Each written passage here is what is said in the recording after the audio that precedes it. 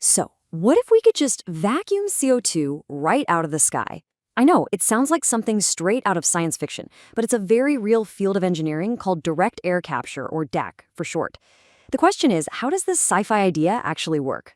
Let's get into the incredible science of pulling carbon dioxide quite literally from thin air.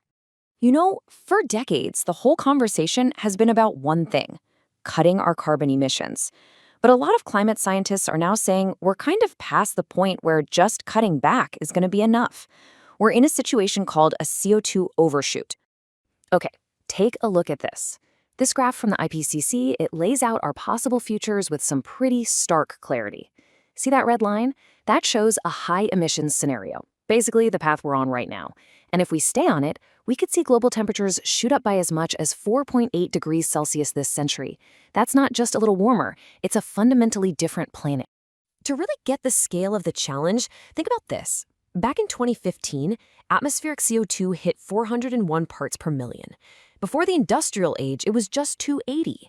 So trying to grab a single CO2 molecule from the air at that concentration, it's like trying to find one specific person in a packed crowd of 2,500 people. It's incredibly, incredibly dilute. And this is where the whole game changes. In these models, again from the IPCC, you'll notice something really interesting. See how the projections actually dip below the zero line? That is not a mistake. What it means is that to stabilize our climate, we have to start removing more CO2 than we emit. This is the dawn of what we call negative carbon technologies, tools designed not just to stop emissions, but to actually reverse them. So, how on earth do we achieve negative emissions? Well, one of the most talked about solutions is direct air capture. This is the tech that's designed to do the seriously heavy lifting of pulling all that legacy CO2 right out of the atmosphere. Okay, so at its very core, DAC technology uses these special chemical agents called sorbents. A good way to think of them is like magnets, but for CO2. As air flows past them, they're engineered to literally snatch CO2 molecules out of the air, targeting that carbon that's already up there warming our planet. Of course, nature has been doing this for billions of years with photosynthesis, right? So the goal of DAC is to create a kind of technological forest.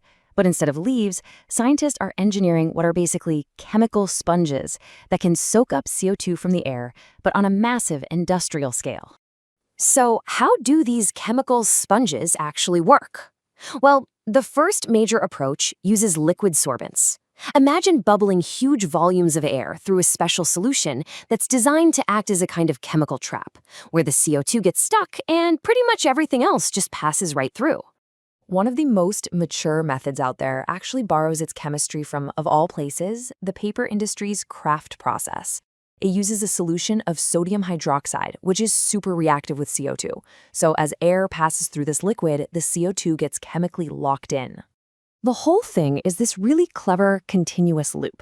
First, air is pulled in.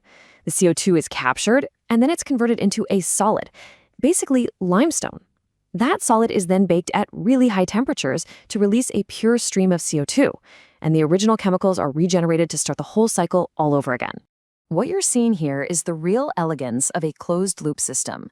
Air and a little bit of water go in, and two things come out: air with less CO2 in it, and a pure stream of CO2 that's ready to be stored. And what's so crucial is that all the key chemicals are recycled to be used again and again and again. Now, because CO2 is so dilute in the air, these facilities have to be absolutely enormous to move the massive volumes of air needed. Engineers have designed these giant structures that are basically the size of airplane hangars, where a fine mist of the liquid sorbent is sprayed into the airflow. It's all about maximizing the contact and capturing as much CO2 as possible. Okay, so that's the liquid approach, but the second major strategy swaps out the liquids for solids. The goal here is to find the perfect solid material that acts like sticky flypaper for CO2 molecules. It's a filter that grabs the CO2 and just lets everything else pass by. And there are two main families of these solid materials. On one hand, you've got materials that are basically just solid versions of the liquid chemicals we just looked at. But where a lot of the really exciting research is happening is with these things called hybrids. These use special molecules called amines, which are incredibly sticky to CO2, and they attach them to a porous, sponge-like material like silica, a key component of sand. Yeah, creating the perfect sponge is a real art. Scientists are testing all these different ways to get those sticky amine molecules onto the main support structure. One way, which they call impregnation, is kind of like soaking a sponge in paint. The other way, called tethering, is more like using superglue to create a stronger, more permanent bond. And each method has its own trade-offs when it comes to performance and how long it lasts. And believe me, this is a very active area of research. This chart just compares the CO2 uptake, which is really just how much CO2 is captured, for a few different solid materials. And while the performance shown here looks pretty similar, the real race for scientists is to develop new materials that not only hold a ton of CO2, but also last a lot longer and require way less energy to release it for storage. Now, this technology is incredibly promising, but it's not a silver bullet.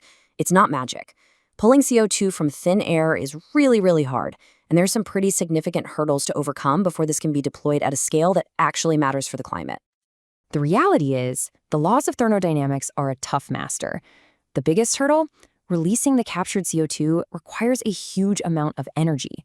We're talking over 700 degrees Celsius for some of these systems. Then there's durability.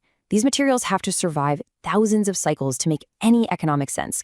And of course, there's the cost, which is still incredibly high. And finally, even after you capture it, you have to do something with it. You have to store that CO2 somewhere permanently and safely, which is a massive challenge all on its own. So that leaves us with the ultimate question, doesn't it? Direct air capture is no longer just science fiction. The engineering is real. But the race is on to make it efficient enough, affordable enough, and scalable enough to actually make a difference. The challenge is immense, but you know what? So is the prize, the potential to actively manage our planet's thermostat. The question isn't, can we do it anymore? It's, can we do it in time?